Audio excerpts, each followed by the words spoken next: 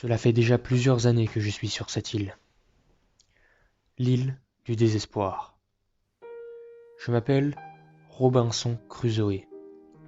Je suis né en 1632 à York, en Angleterre, dans une famille aisée. Mes parents voulaient que je devienne avocat, tandis que moi, depuis tout petit, je ne me suis jamais intéressé aux études et j'ai toujours eu soif d'aventure. À l'âge de 19 ans, lorsque j'avais appris qu'un ami embarquait pour Londres, j'ai décidé de faire de même sans avertir personne. Pendant le voyage, il y avait eu une tempête. J'avais bien cru que j'allais mourir, mais j'étais tout de même arrivé sain et sauf à Londres. Si je me souviens bien, là-bas, le capitaine d'un bateau marchand m'a proposé de faire partie de son équipage. J'avais alors essayé d'obtenir de l'argent en écrivant à ma famille, puis je m'étais lancé dans le commerce.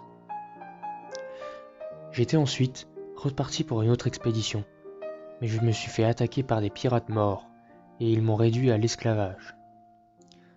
J'étais parvenu à m'enfuir avec un autre esclave se nommant Xury, à 150 miles au large du Maroc. Après que nous étions arrivés, il me semble que nous avions aperçu au large un bateau européen. Le capitaine portugais nous avait pris à bord et il m'a amené au Brésil. Quant à Xury, je l'ai vendu. De toute façon, je ne l'aimais pas. Il regardait les animés en VF. Bref, au Brésil, j'étais devenu le propriétaire d'une plantation de tabac. Le capitaine, c'était trop mon gars, alors j'ai écrit un testament dans lequel je lui léguais tous mes biens. Plus tard, quand j'avais 28 ans, je suis allé en expédition en Guinée pour m'approvisionner en esclaves. Mais à cause d'une tempête, moi, le seul survivant, j'ai fait naufrage sur une île sur laquelle je me suis installé. L'île du désespoir. Je me sens seul.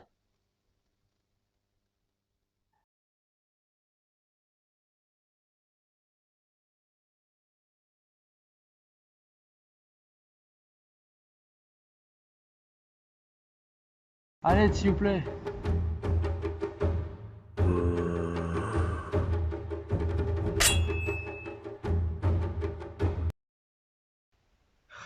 Ah, mais c'était quoi ça?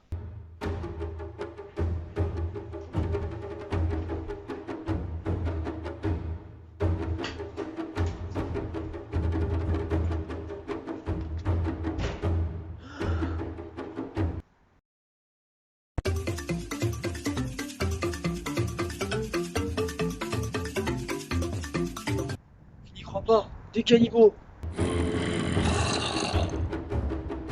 À l'aide, s'il vous plaît.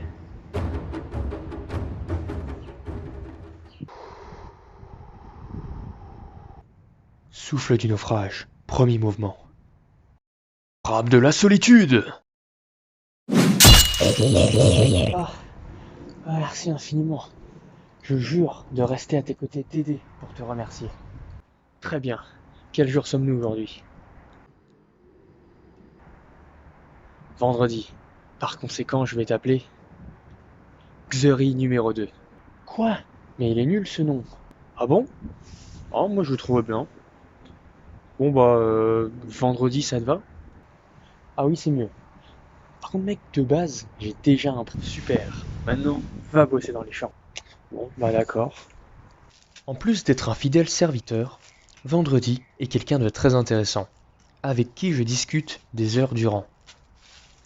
On discute de religion, culture, ou des cannibales et de la géographie des lieux. J'ai aussi l'impression qu'il a quelque chose que je n'ai pas, ce qui crée une fascination chez moi envers lui. Et donc le scientifique se transforme en cornichon, juste pour éviter la thérapie familiale. C'est le truc le plus drôle que j'ai jamais vu de ma vie. Monsieur Crusoe des cannibales! Cette fois, j'ai perfectionné ma technique. Merci beaucoup, gentil étranger.